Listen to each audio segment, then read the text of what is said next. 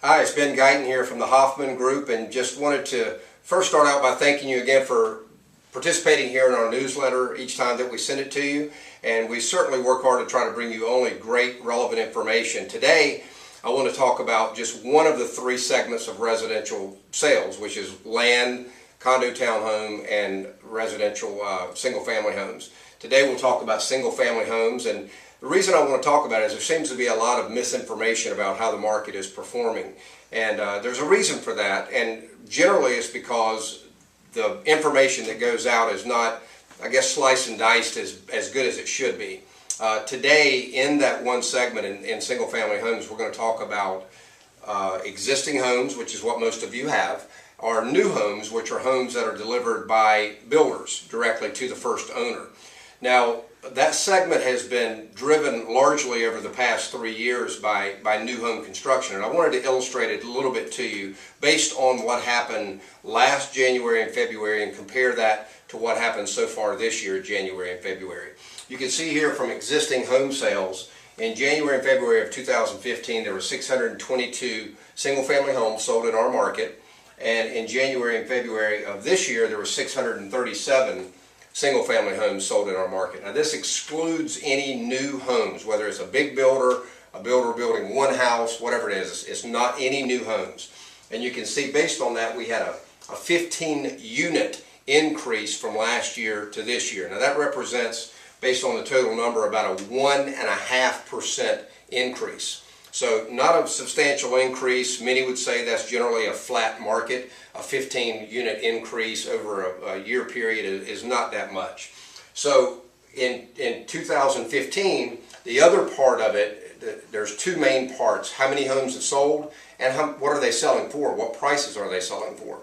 So in 2015, the pricing for this period, January and February, for the properties that actually sold was $206,600. That same period in 2016, the property sold for $213,300. Now, that represents an increase of $6,700, or about $520 some per month if you annualize it out. So you see very flat in the number of properties selling and a slight increase here in the properties' values that we're selling. Now, how does that compare to the new homes that are selling? Well, in that same time period in 2015, 277 brand new homes were sold and closed, and they closed at an average price of about $251,400. In January of 2016, there were 326 new homes sold at an average price of $254,700. So the new home data is almost reversed from existing, meaning that the number of new homes increased quite a bit. In fact, they increased 15%. So you've got sales volume increasing 15% in new homes against 1.5% in existing homes. So big increase in the number of properties selling. However, the price of those new homes that were selling only went up about $3,300. So while both new and existing, not substantial increases over a year period in the price of the homes, the bigger price increases actually has been in existing homes instead of new.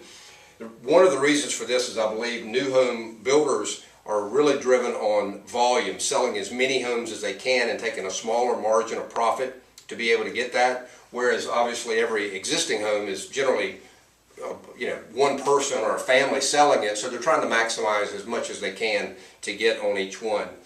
If we had one of the other statistics here, which was how long it takes to sell the homes, then I think you would see in the existing home segment, it's about 185 days, where on the new homes it's generally about 100 to 115 days. So much longer to sell a home. You get a little bit more, but it takes longer to sell it than on new homes. It takes a little bit shorter time, and the builders are willing to not quite make as much profit on them. Hopefully this information was helpful for you. In addition to the information here contained in the newsletter, next month we'll cover what fears there are about home inspections and why you really shouldn't have any fear about that at all. Thank you so much for watching. Again, it's Ben Guyton here with the Hoffman Group. Bye-bye.